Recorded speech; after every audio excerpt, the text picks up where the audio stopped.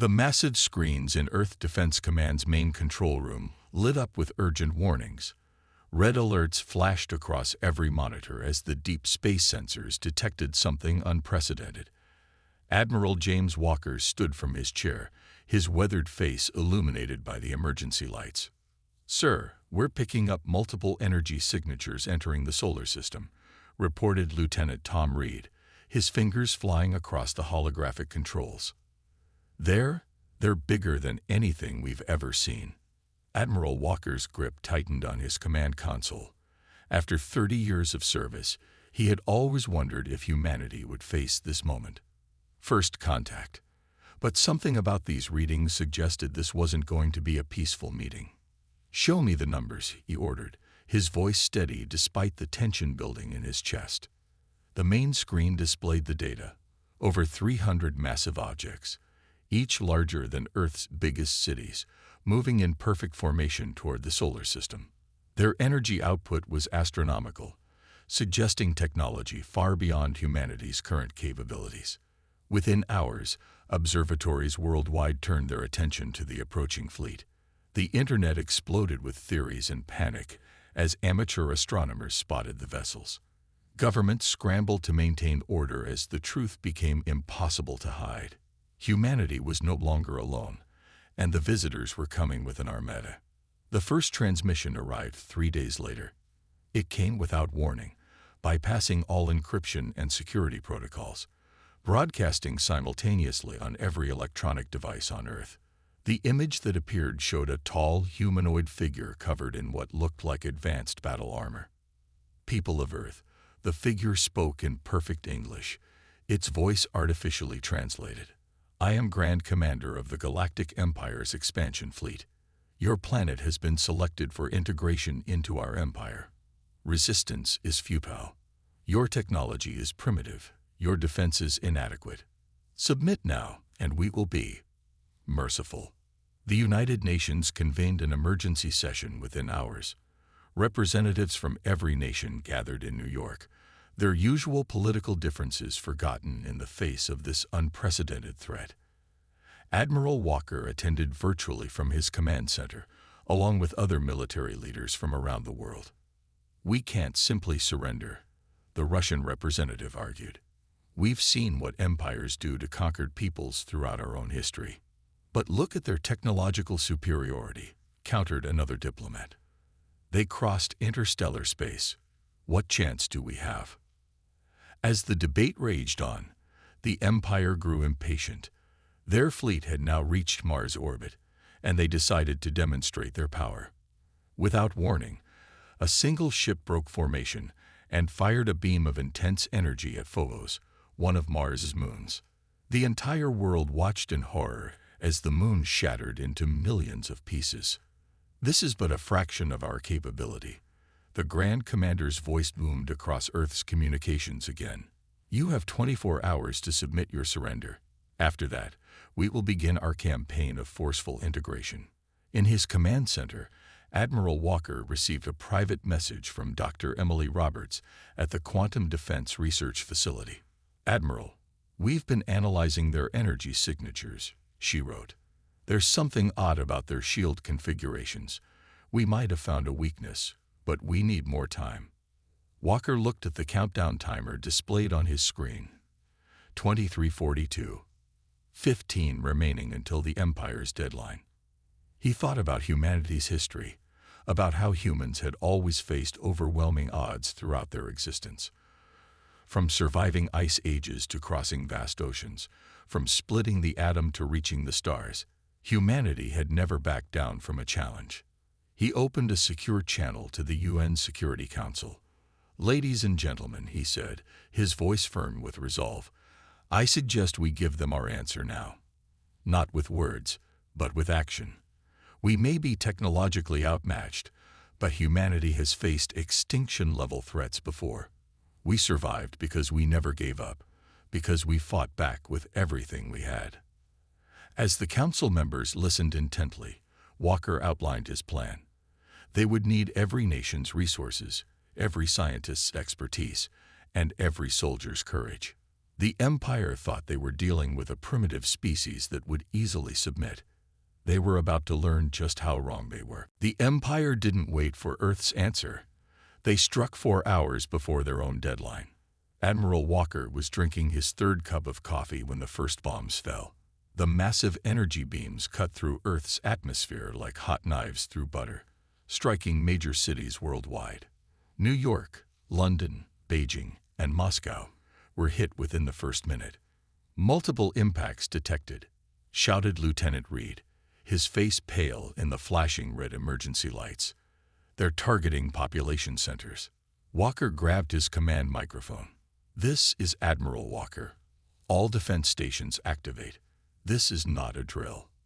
I repeat, this is not a drill." Around the world, military bases scrambled their fighters into the sky. Surface-to-space missiles launched from hidden silos, their trails creating a web of smoke across the sky. But the Empire's ships had powerful shields. Most of Earth's weapons exploded harmlessly against them.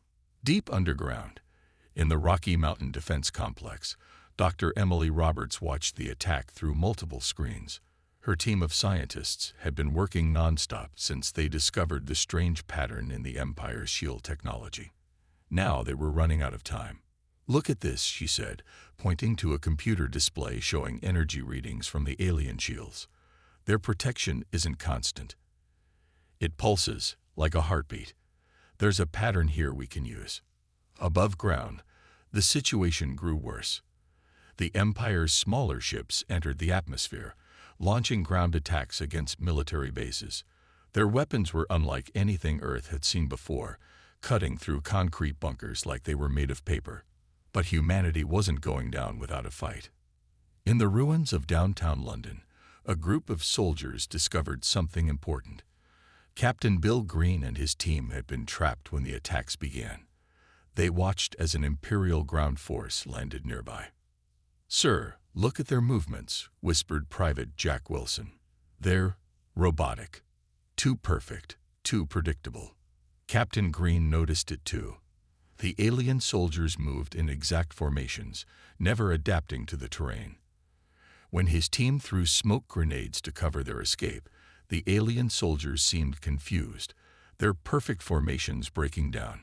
This information quickly spread through the resistance networks that were forming worldwide. Human soldiers began using chaos to their advantage.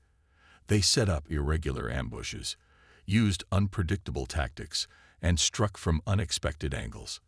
While they couldn't destroy the alien forces, they could disrupt them. Back at the Rocky Mountain Complex, Dr. Roberts made a breakthrough. She rushed to the emergency communication room, requesting an immediate link to Admiral Walker. "Admiral, we figured it out," she said, her voice excited despite her exhaustion. "Their shields operate on a quantum frequency that repeats every 3.7 seconds. There's a millisecond gap we can exploit. We need to modify our weapons to strike at exactly the right moment." Walker immediately connected her with the remaining weapons development teams worldwide. While the Empire continued their assault above, humanity began preparing their counterattack below ground. In orbit, the Empire's Grand Commander watched the destruction with cold satisfaction. Everything was going according to their strategic AI's predictions. Humans were fighting back, but their resistance was futile. Or so they thought. What the Empire didn't know was that humans had a long history of turning the tide of war through unexpected innovations. Dr. Roberts and her team worked through the night, modifying missile guidance systems to exploit the shield weakness they'd discovered. 24 hours into the invasion, humanity was bloodied but not beaten. Underground bases worldwide had become command centers for the resistance. Military leaders shared information about the aliens' predictable tactics. Scientists collaborated on weapons modifications, and regular people everywhere joined the fight, using whatever tools they had available. Admiral Walker stood in his damaged but still functioning command center, looking at reports from around the world. The initial strike had been devastating, but it had also taught them valuable lessons about their enemy. The Empire thought this would be a quick conquest. Instead, they had walked into humanity's greatest strength, the ability to adapt and overcome. "Send word to all commands," Walker ordered, his voice firm. "Operation Counterpoint begins at dawn. Let's show these aliens why you should never corner a human." The Empire's perfect plans were about to meet humanity's perfect chaos. 3 days into the invasion, the Empire was about to learn a hard lesson. Never underestimate humans who have nothing left to lose. Deep beneath the Nevada desert, in a facility that officially didn't exist, Dr. Roberts stood before a gathered group of military leaders. Behind her, hidden under a massive tarp, was humanity's best-kept secret. "Ladies and gentlemen," she said, pulling away the cover, "this is Project Thunder. We've been developing quantum weapons for the past decade. We didn't know we'd be fighting aliens, but we're sure glad we built it." The revealed device looked like a large cannon, but instead of a barrel, it had rings of spinning metal and pulsing blue energy. Admiral Walker, who had flown in secretly for this meeting, stepped forward to examine it. "Will it work against their ships?" he asked. Dr. Roberts smiled. "It doesn't just work. It completely ignores their shields. Their quantum frequency technology is actually 10 years behind ours. They just had better spaceships." Meanwhile, in the ruins of Chicago, Colonel Michael Thompson was discovering another weakness in the Empire's seemingly perfect army. His guerrilla team had been watching the alien patrols, and they noticed something strange. "They're like computers on legs," he told his soldiers, hiding in an abandoned subway tunnel. "They can't handle anything that doesn't follow their programming." To test his theory, Thompson's team set up a bizarre series of traps.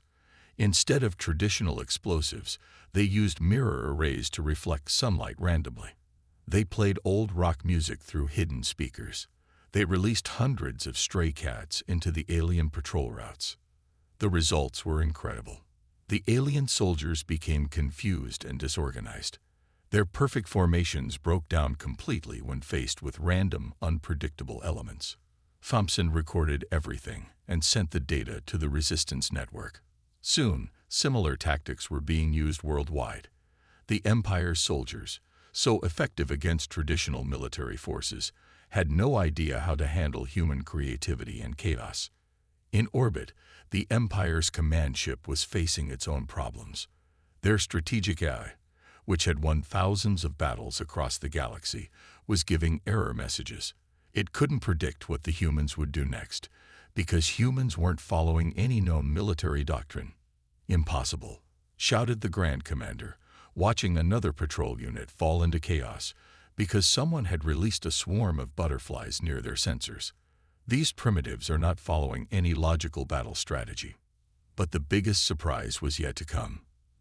Dr. Roberts and her team had finished preparing the first batch of quantum weapons. They were smaller than the prototype, just big enough to be carried by the remaining fighter jets. Colonel Thompson's forces, along with other resistance groups, were chosen to coordinate the first major counterattack. At exactly midnight GMT, Operation Wildcard began. Thompson's teams ran through the streets of Chicago, playing music, setting off fireworks, and creating as much chaos as possible. The alien forces responded exactly as expected. They became confused and broke formation. That's when the fighter jets struck. The quantum weapons fired beams of energy that passed straight through the alien shields as if they weren't there. For the first time, Imperial ships began falling from the sky. "Direct hits confirmed," shouted Lieutenant Reed from the command center. "Their shields are useless against the quantum beams." The Empire's response was slow and confused. Their AI couldn't calculate a proper response because its database had no reference for such a situation. Their perfectly organized military machine was being defeated by human unpredictability and hidden technology. Admiral Walker watched the battle feeds with growing hope. "Send word to all resistance cells," he ordered. "Operation Wildcard is a success. Deploy all quantum weapons and tell them to keep being creative. The crazier the distraction, the better it works." As the sun rose on the 4th day of the invasion, the Empire faced a shocking reality. The primitive humans they had dismissed weren't primitive at all. They had simply chosen to develop their technology in different, unexpected ways. And now, those differences were about to become the Empire's worst nightmare. 1 week into the war, Dr. Roberts stood in her lab, looking at her newest creation. The shield breaker weapon was the size of a small car, covered in blinking lights and humming with power. It was humanity's most powerful weapon yet. "It's ready," she told Admiral Walker through a secure video call. "This isn't just a normal quantum weapon. This will completely shut down their shield systems across an entire fleet." Walker nodded on the screen. "How soon can we use it?" "We can mount it on our last carrier ship within 6 hours. But sir," she paused, "we only have enough quantum fuel for one shot. We have to make it count." While they prepared the new weapon, Colonel Thompson led a bold mission in space. His team had captured a small Imperial scout ship 3 days ago, and they had learned how to fly it. Now they were about to attempt something that the Empire would never expect. "Remember," Thompson told his team as they approached the Empire's massive command ship, "we're supposed to act like robots. No jokes, no human behavior, just perfect, predictable movements." Their stolen ship transmitted Imperial codes and moved in perfect mathematical patterns. The Empire's AI saw nothing unusual. They were allowed to dock. Back on Earth, Dr. Roberts and her team loaded the shield breaker onto America's last surviving aircraft carrier. The ship had been hiding underwater since the invasion began, keeping its nuclear engines cold to avoid detection. "All systems ready," reported the ship's captain, beginning Operation Blackout. Meanwhile, in orbit, Thompson's team had infiltrated deep into the command ship. They weren't there to fight. They had a different mission: to plant human computer viruses throughout the Imperial network. "Upload complete," whispered Jack Wilson, Thompson's tech expert. "These viruses aren't like anything they've seen before. They don't follow normal programming rules. They're as chaotic as we are." The Empire was about to face a 3-part attack that would change the course of the war. At exactly noon GMT, everything began. First, Thompson's team activated their viruses. Throughout the Imperial fleet, computer systems began acting strangely. Ships received random commands. Communication systems played human music. Navigation computers started calculating in circles. The Empire's Grand Commander watched in horror as chaos spread through his fleet. "Impossible," he shouted. "Our systems are perfect. They cannot be hacked." But they were being hacked because human hackers didn't think like Imperial programmers. They wrote code that broke rules the Empire didn't even know could be broken. That's when the second part of the plan started. All across Earth, resistance fighters launched their craziest distractions yet. They released thousands of paper airplanes carrying small electronic jammers. They used carnival mirror arrays to create confusing light shows. They even used old radio towers to broadcast cooking recipes on Imperial frequencies. The Empire's AI tried to analyze these actions, but couldn't find any military logic in them. As it struggled to understand, its processing systems began to overload. Then came the final blow. The aircraft carrier surfaced in the middle of the Atlantic Ocean. Dr. Roberts' shield breaker powered up, its quantum core glowing bright enough to be seen from space. When it fired, there was no bright beam, no explosive sound. Instead, a wave of invisible energy spread outward at the speed of light. Every Imperial shield generator within Earth's orbit suddenly went dark. "Shields are down," shouted Lieutenant Reed from the command center. "All enemy ships are exposed." Admiral Walker didn't waste a second. "All forces, execute Operation Hammer. Fire everything we have." Earth's remaining military forces launched a coordinated attack. Missiles that had been useless against Imperial shields now struck with devastating effect. Quantum weapons fired from hidden bases worldwide, tearing through the suddenly vulnerable ships. The Empire's mighty fleet, which had seemed invincible just hours ago, was now in chaos. Ships collided with each other as their navigation systems went haywire. Their perfect formations fell apart as human viruses corrupted their coordination systems. The Grand Commander watched helplessly as his command ship systems failed one by one. For the first time in Imperial history, a primitive species had not only resisted successfully but was now winning. The turning point of the war had arrived, and humanity was about to show the galaxy why Earth should never have been underestimated. Operation Thunderstrike began at dawn. With the Empire's shields down and their systems in chaos, humanity was ready to take the fight to space. Admiral Walker stood on the bridge of the U.S. Freedom, Earth's first true spaceship. Built in secret over the last decade, it had been hidden in an underwater base beneath the Pacific Ocean. Now, as it rose from the waves, its quantum engines glowed with blue fire. "All stations report ready," Lieutenant Reed announced from his new position on the bridge. "Dr. Roberts' enhanced quantum weapons are online." Walker looked at the tactical display. Hundreds of smaller Earth ships launched from hidden bases worldwide. Some were modified fighter jets equipped for space combat. Others were secret prototype vessels that governments had been developing separately. Now they all flew together under one human flag. Colonel Thompson led the space assault from his captured Imperial vessel. His team had learned much about Imperial tactics, and now they would use that knowledge against them. "Remember," he told the fleet over the radio, "they think like machines, so we'll think like humans. Be unpredictable. Be creative. Be impossible to calculate." The battle began in Earth's orbit. The Imperial fleet, still struggling with crashed computers and failed shields, faced an enemy they had never truly understood. Human pilots flew in ways that defied normal combat logic. They spun their ships in wild patterns, used Earth's gravity for impossible turns, and coordinated attacks that looked like chaos, but were actually carefully planned. In her command center, Dr. Roberts directed the deployment of her latest weapons. "The quantum disruptors are working better than expected," she reported. "Their armor isn't just vulnerable, it's falling apart at the molecular level."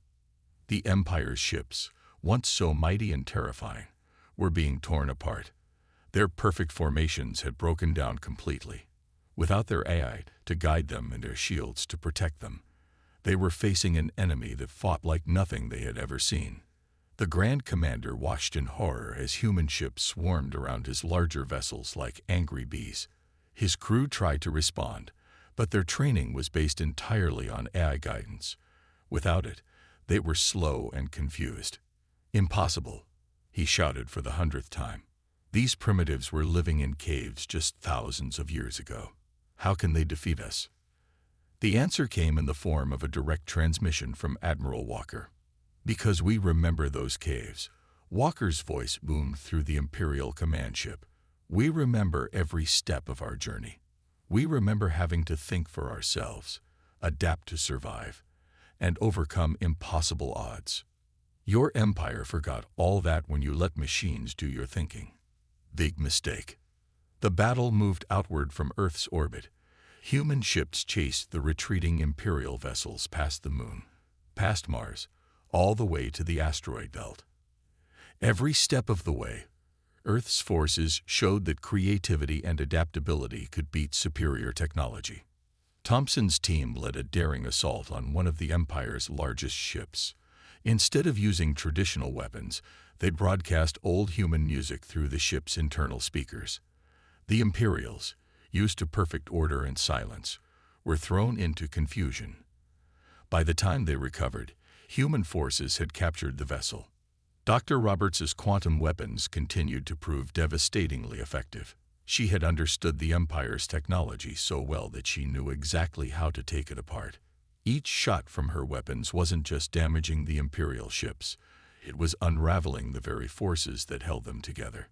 "All forces, push forward," Walker commanded as they reached Jupiter's orbit. "The Empire is retreating. Humanity has won its solar system back." The sight was incredible. The mighty Imperial fleet, which had arrived so confidently just days ago, was now running away. Their perfect formations were gone. Their superior technology had been beaten. Their undefeated record was broken. As the sun set on Earth that day, people emerged from their shelters to see the lights of battle in the sky. But now, instead of feeling fear, they felt pride. Humanity hadn't just survived. They had shown the galaxy that Earth was not to be underestimated. And this was just the beginning. The Empire's Grand Commander stood on his damaged bridge, watching his once mighty fleet retreat towards Saturn. For the first time in his long military career, he felt true fear. But he wasn't finished yet. "Deploy the planet breaker," he ordered, his voice cold. "If we cannot have Earth, no one will." Deep in his flagship's hold, a massive weapon began to power up. It was forbidden by every galactic law, capable of cracking planets apart. The Empire had never needed to use it before. Admiral Walker received the warning from Thompson's spies just in time. "They're preparing to use a super weapon." Thompson's urgent message came through. "It's aimed at Earth." But humanity had one more surprise waiting. Dr. Roberts' voice came over the command channel. "Admiral, remember the antimatter defense grid I mentioned last month? It's ready." Walker smiled. During the past year, Earth had launched thousands of tiny satellites disguised as space junk. Each one contained a small amount of antimatter. Apart, they were harmless.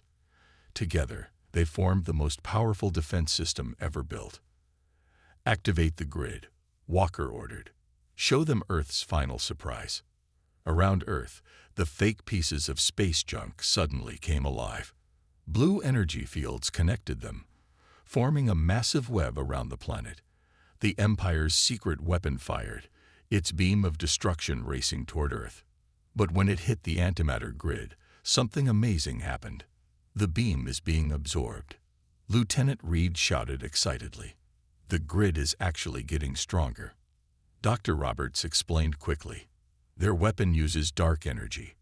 Our antimatter grid feeds on it. The more power they use, the stronger our defenses become." The Grand Commander watched in disbelief as his ultimate weapon not only failed but made Earth's defenses even more powerful. "Impossible," he screamed, smashing his command console. "These humans, they're not primitive at all." Colonel Thompson led the next attack, coordinating with ships worldwide. Human vessels swarmed around the Imperial fleet, their quantum weapons tearing through hulls that had never been breached before. The Empire's ships tried to fight back, but without their AI and shields, they were no match for human creativity. "Look at them run," shouted Jack Wilson from Thompson's ship. "They don't know what to do when their computers can't think for them." The battle near Saturn was spectacular. Ice from the planet's rings reflected laser fire and quantum beams, creating a light show visible from Earth's most powerful telescopes. People watching from Earth cheered as each Imperial ship was destroyed or forced to retreat. The Grand Commander made one final attempt to turn the tide. He ordered his remaining ships to self-destruct, hoping the explosion would take the human fleet with them. But he had underestimated human reaction time. "All ships, emergency quantum jump," Walker commanded. He had noticed the Empire's power cores going critical just in time. Earth's ships vanished in flashes of blue light, using their own version of faster-than-light travel. They reappeared safely away from the explosion, which only destroyed the Empire's own forces. "Target their command ship," Walker ordered. "Let's end this." Dr. Roberts activated her most powerful weapon yet, a quantum cannon that could disrupt matter at the subatomic level. The beam struck the Grand Commander's flagship, and the massive ship began to fall apart piece by piece. "You don't understand," the Grand Commander transmitted his final message. "We were trying to save you from what's coming. There are worse things in the galaxy than us." Walker's response was clear and firm. "Whatever's coming, we'll handle it. Humanity doesn't need saving. We do the saving ourselves." The Empire's remaining ships flowed into deep space, leaving behind their wrecked fleet and their broken pride. They had come expecting an easy conquest of a primitive world. Instead, they had found a species that had turned their own arrogance against them. As Earth's fleet regrouped near Jupiter, Admiral Walker looked at the aftermath of the battle. Humanity had not only survived, but had proven itself to be far more advanced than anyone had suspected. The galaxy would never look at Earth the same way again. And if the Grand Commander was right about worse things coming, Earth would be ready. 1 month after the Empire's defeat, Earth was a very different place. The smoking ruins of cities were being rebuilt, but now with advanced technology recovered from the Empire's wreckage. Humanity had paid a heavy price for victory, but they had gained something precious: respect across the galaxy. Admiral Walker stood in the new Global Defense Headquarters, built inside Mount Everest. The command room now displayed a holographic map of not just Earth, but the entire galaxy. "Another alien ship approaching, sir," Lieutenant Reed reported. But this time, there was no panic. "They're broadcasting on all frequencies. It's a diplomatic vessel from the Free Worlds Alliance." This was the 10th alien delegation to visit Earth in the past week. News of how a primitive world had defeated the mighty Empire had spread fast across the galaxy. Everyone wanted to meet these incredible humans. Dr. Roberts was busy in her new quantum research facility, studying the Empire's captured technology. "Their machines are impressive," she told Walker during their daily meeting, "but they stopped innovating centuries ago. They just kept copying the same designs over and over." The captured Imperial ships had revealed amazing things. The Empire had ruled through fear and superior technology, but they had become lazy. They let their eye do all their thinking. They never questioned, never improvised, never tried new ideas. Colonel Thompson, now General Thompson, led Earth's new Space Defense Force. His team trained pilots using both human creativity and captured Imperial technology. They had learned to combine the best of both worlds. "The key is to be unpredictable," he told his students. "Any enemy can beat you if they know exactly what you're going to do, but nobody can beat you if they can't guess your next move." Earth's cities rose again, stronger than before. The new buildings used force field technology. The roads had automatic repair systems. Hospitals had healing machines that could fix injuries in minutes. But humans made sure to keep their old ways of thinking. "We won't make the Empire's mistake," Walker announced in a global broadcast. "We'll use the new technology, but we'll never let it think for us. Human creativity and determination got us here. We won't forget that." More surprising news arrived daily. Other alien species that had suffered under the Empire's rule asked Earth for help. They wanted to learn how to think for themselves again. Human teachers and advisors spread across the galaxy, sharing not advanced technology, but something more valuable: the human spirit of innovation. The Empire's survivors, now scattered and weak, sent a formal surrender message. They asked for mercy, expecting humans to be as cruel as they had been. They were surprised when Earth offered peace instead. "We're not like you," Walker told the Empire's representatives. "We don't need to rule others to feel strong.